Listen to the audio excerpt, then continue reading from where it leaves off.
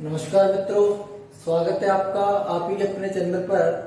आज मैं आपके सामने मुगल काल से संबंधित दूसरे बादशाह यानी कि बाबर के बारे में या फिर बाबर का इतिहास लेके आया हूँ। पिछली वीडियो के अंदर हमने भारत के अंदर मुगल वंश की शुरुआत या फिर इसका वास्तविक या फिर प्रथम शासक संस्थापक बाबर के बारे में पढ़ा था। आज हम बाबर के उत्तराधिकारी यानी कि बाबर के पुत्र हुमायूं के बारे में पढ़ने जा रहे हैं। तो आज का हमारा जो टॉपिक है वो है हुमायूं। हुमायूं का जो शासनकाल है भारत के अंदर दो भागों में रहा। प्रथम के अंदर यानी कि हुमायूं का शासनकाल था वो 1530 से लेकर 1540 ईस्वी तक रहा। दूसरे के अंदर यानी कि 1555 से लेकर 1556 ईस्वी तक रहा। तो यानी कि दो समय काल के अंदर हुमायूं ने भारत पर शासन किया। प्रथम के अंदर 1530 से 1540, द्वितीय के अंदर 1555 से 1556 ईस्वी के अंदर। तो आइए आज हम शुरुआत करते हैं बाबर यानी कि बाबर के पुत्र हुमायूं के बारे में। सर्वप्रथम है इसका परिचय। तो हुमायूं का जो बचपन में या बाद में नाम था वो था नासिरुद्दीन मोहम्मद हुमायूं। नासिरुद्दीन मोहम्मद हुमायूं के नाम से यानी कि बाबर का उत्तराधिकारी दिल्ली में शासन बन के बैठा। इसके पिता का नाम बाबर, माता का नाम महाम बेगम। और जो इसका जन्म के बारे में बताया जाता है कि लगभग 6 मार्च 1508 ईस्वी को काबुल में हुआ था।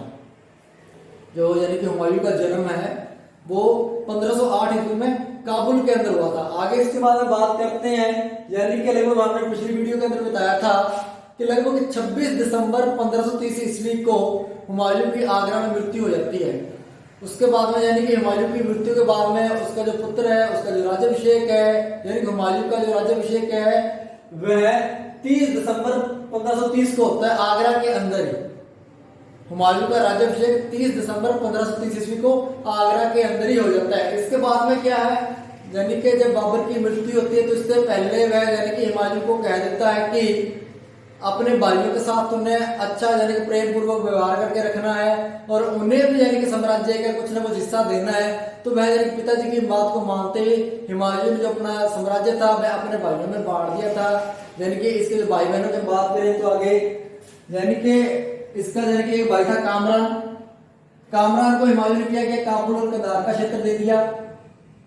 कामरान को काबुल और कदार का क्षेत्र दे दिया। उसके बाद मेरा अस्करी को संभल का क्षेत्र दे दिया।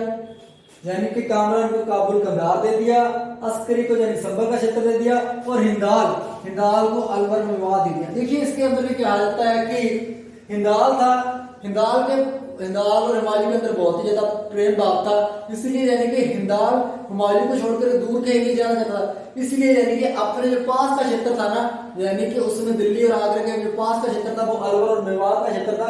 अलवर और मेवात का क्षेत्र यानी कि हुमायूं ने अपने भाई हिंदाल को दे दिया।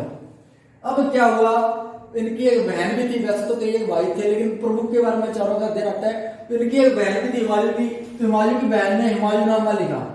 यानी आज अगर हम हुमायूं के बारे में हमें जानकारी मिलती है तो कहां से मिलती है, तो यानी उसकी जो बहन थी गुलबदन बानो बेगम, हुमायूं की बहन गुलबदन बानो बेगम द्वारा लिखित हुमायूंनामा के द्वारा हुमायूं के बारे में चर्चा जानकारी मिलती है। अक्सर क्वेश्चन आ जाता है एग्जाम के अंदर, हुमायूंनामा किसके द्वारा रचित ग्रंथ है? बाबरनामा किसके द्वारा रचित है? तो बाबर द्वारा स्वयं है। लेकिन हुमायूंनामा हुमायूं के समय द्वारा रचित नहीं है, वह उसकी बहन गुलबदन बानो बेगम द्वारा रचित ग्रंथ है। आगे हम इसमें बात करें यानी कि उसके बाद में चचेरा भाई भी था सुलेमान को यानी कि बदख्शां का क्षेत्र या फिर बदख्शां का जो प्रदेश है हुमायूं ने दे दिया था, फिर बाबर के कहने पर दिया था। अक्सर क्वेश्चन ये भी आ सकता है यानी कि सुलेमान कौन था? तो हुमायूं का चचेरा भाई सुलेमान था। आगे हम बात करें हुमायूं के सामने प्रमुख समस्याएं कौन कौन सी रही। तो जिस समय यानी कि बाबर की मृत्यु हुई तो बाबर ने यानी कि अपनी जो विरासत थी तो यानी कि मैंने आपको पूर्व वीडियो के अंदर बताया है 1526 ईस्वी में बाबर ने आकर के मुगल वंश की स्थापना कर दी। उसके बाद में 4 वर्ष बाद में यानी कि बाबर का निधन हो गया और निधन से 4 वर्ष के अंदर जितने भी उसने एरिया पर या फिर क्षेत्रों पर विजय प्राप्त की थी इन सभी पर यानी कि अपना शासन स्थापित कर रखना बहुत ही मुश्किल था, कठिन कार्य था। एक सर्वप्रथम यह समस्या थी कि जो साम्राज्य बाबर ने उसे दिया वह अव्यवस्थित था, उसे एकता के कड़ी में बांधना सबसे बड़ी समस्या थी। दूसरी समस्या क्या थी? अफगान समस्या। देखिए अंतिम अफगान शासक इब्राहिम लोदी को बाबर ने पराजित किया था पानीपत के प्रथम युद्ध में। अब तक यानी कि अफगानों का पूरी तरह से शासन समाप्त नहीं हुआ, समय समय पर वह विद्रोह करते रहते थे। तो बाबर के यानी कि बाद में हुमायूं के सामने ये बहुत बड़ी समस्या थी कि किस प्रकार से अफगानों से निपटा जाए। और अफगान एक ऐसे यानी कि रहे जिन्होंने ताउम्र बाबर यानी कि बाबर के पुत्र हुमायूं को भगाए रखा, लड़खड़ाए रखा और इन्हीं समस्या में डाले रखा। इसके बाद तीसरी समस्या जो है वो हुमायूं का व्यक्तित्व है। कहा जाता है हुमायूं का जो व्यक्तित्व था दानशीलता था, उदारता से भरा हुआ था, यानी कि मैं किसी के साथ ज्यादा लड़ाई झगड़ा नहीं करता। इसीलिए तो देखिए इसका व्यक्तित्व कितना अच्छा था, इसीलिए तो इसने अपने भाइयों को यानी कि साम्राज्य बांट दिया। अगर ये सारा साम्राज्य सारा क्षेत्र अकेले हुमायूं के अंडर में रहता, नेतृत्व में रहता, तो क्या इस प्रकार से हुमायूं को लड़खड़ाना पड़ता? लेकिन नहीं, उसका जो व्यक्तित्व था वो उदारशील था। इसीलिए यानी कि जो अपना उसने साम्राज्य था वो अपने भाइयों में बांट दिया, जैसे कि कामरान को अब्दुल कद्दार, अस्करी को संबल, हिंदाल को अलवर मेवात और बदरशाह यानी कि सुलेमान को दे दिया। इससे क्या हुआ, उसकी जो प्रशासनिक शक्ति थी वह कमजोर हो गई, उसका जो साम्राज्य था सिर्फ दिल्ली और आगरा तक ही सीमित रह गया था। तो ये यानी कि कुछ एक प्रमुख समस्या थी जिन्होंने बाबर को सारी उम्र तंग किए जाकर परेशान करते रहे। आइए अब आगे हम अध्ययन करते हैं बाबर द्वारा भारत में यानी कौन कौन से युद्ध किए गए, विजय प्राप्त की गई, इसके बारे में है। तो हुमायूं द्वारा लड़े गए यानी कि युद्धों के बारे में बात कर रहे हैं। तो सर्वप्रथम हुमायूं ने शासक बनते ही लगभग 1530 या 31 के अंदर कालिंजर पर आक्रमण किया। कालिंजर का जो क्षेत्र है यानी कि मैदिन राय का आपने नाम सुना होगा चंदेरी के युद्ध वाले में, उसी क्षेत्र यानी कि कालिंजर पर आक्रमण किया। उस समय वहां का शासक था प्रताप रुद्रदेव था, यानी कि वहां का शासक कौन था? प्रताप रुद्रदेव था। रुद्रदेव ने क्या किया, हुमायूं से संधि कर ली और वहां पर शासन करना बैठ गया। हुमायूं की पहली भूल, हमने शत्रु पर आक्रमण किया है लेकिन उसे संधि करके आगे, मतलब ये शत्रु अभी हमारा खत्म नहीं हुआ है। इसके बाद अगर हम बात करें तो दोहरिया का युद्ध 1532 ईस्वी, इसमें क्या हुआ, अफगान सरदार था महमूद लोदी। महमूद लोदी को भी यानी कि क्या हुआ, इस युद्ध के अंदर हार का मुंह देखना पड़ा, हार का सामना करना पड़ा। लेकिन देखिए अभी दो युद्ध किए हैं, इसमें एक के अंदर इसकी यानी कि विजय हुई, पहले के अंदर इसने संधि कर ली थी। उसके बाद में चुनारगढ़ का घेरा, यानी कि चुनारगढ़ पर विजय नहीं प्राप्त की। यहाँ का जो शासक था वो था शेरशाह। शेरशाह पर इसने आक्रमण किया। आक्रमण किस प्रकार किया कि 1532 ईस्वी में शेर खान संधि इसने कर ली, वहां पर जाकर इसने घेरा डाले रखा। लेकिन शेर खान ने भी इस पर आक्रमण नहीं किया और हुमायूं ने भी शेर खान पर आक्रमण नहीं किया। और आखिर में 8 माह के घेरे के बाद में इन्होंने संधि कर ली और शेर खान ने एक तो हुमायूं 10 लाख रुपए दिए, दूसरा अपने पुत्र कुतुब खान को हुमायूं की सेवा में भेज दिया था शेर खान है। और ये यानी कि चुनारगढ़ का घेरा ये यानी कि बादल संधि करके करती है। दूसरी इसकी भूल है, पहली है रुद्रदेव से संधि करना, पहली भूल।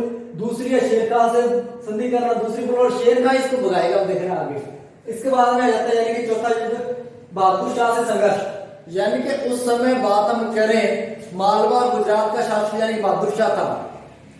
बहादुर शाह के साथ यानी 1535-36 के अंदर इसका युद्ध होता है। इससे पूर्व आपने वो सुना होगा जिस समय 1534 ईस्वी में बहादुर शाह चित्तौड़गढ़ पर यानी कि कर्मावती पर आक्रमण करता है, तब यानी कर्मावती के द्वारा हुमायूं पर राखी भेजी जाती है कि आप आकर के हमारी सहायता करो। लेकिन उस समय हुमायूं यानी कि वो सहायता नहीं कर सकता है, यानी किसकी, कर्मावती।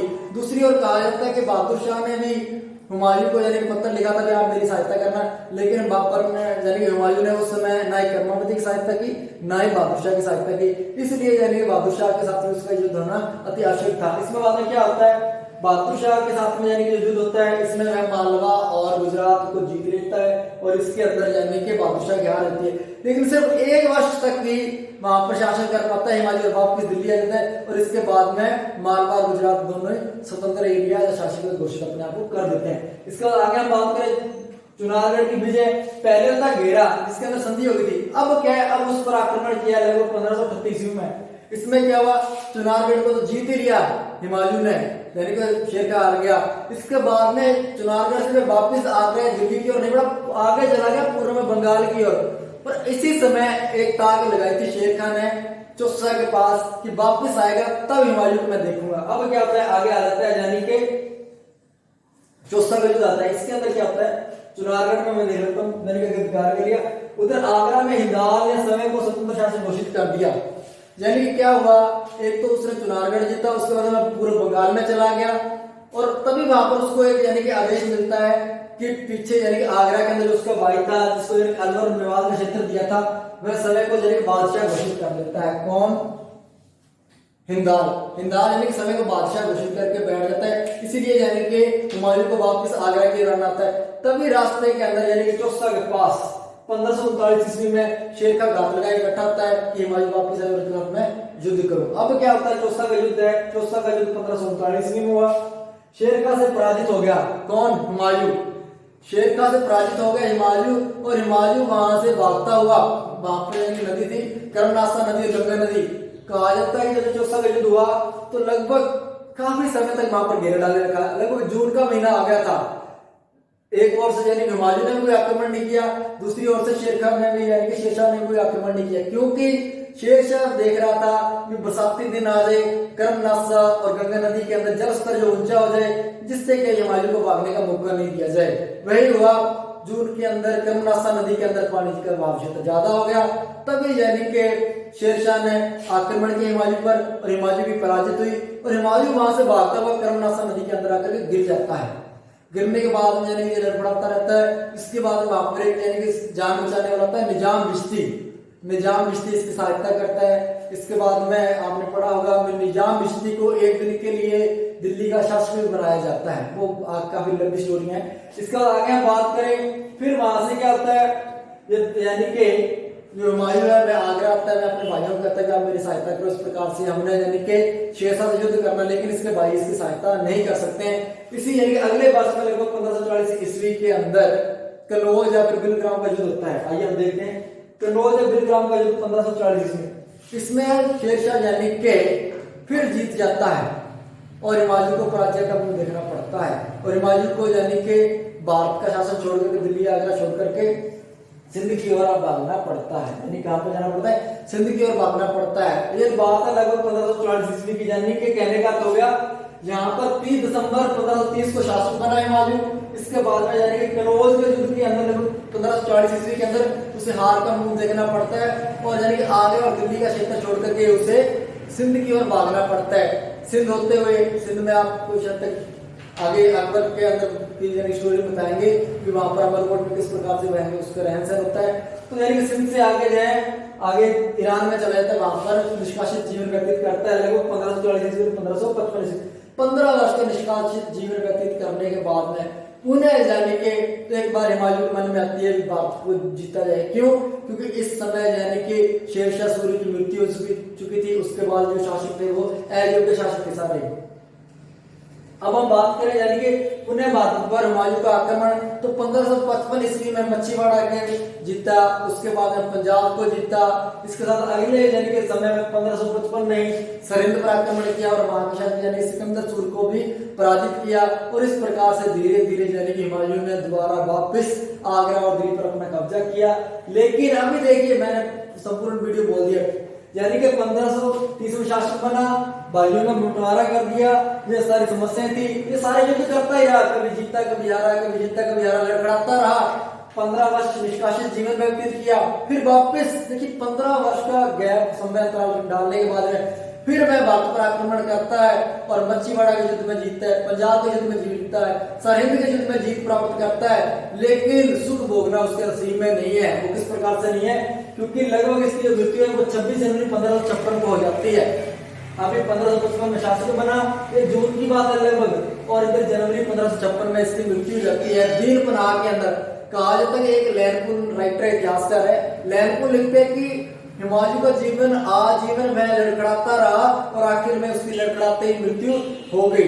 यानी कि देखिए कभी शासक बना, कभी हार गया, जीत गया, और आखिर में क्या हुआ? लड़खड़ाता, यानी कि दीन पनाह के अंदर यानी कि सीढ़ियों का यानी कि पुस्तकालय था, वहां पर वो कुछ पढ़ रहा था, थोड़ा सा नशे में चूर था, और मैं नीचे उतरा तो नीचे उतरता ही गिर गया और उसकी मृत्यु हो गई हुमायूं की। लेकिन हुमायूं के बारे में आपको एक तथ्य बता दूं, मैं ज्योतिष में बहुत ज्यादा विश्वास करता था।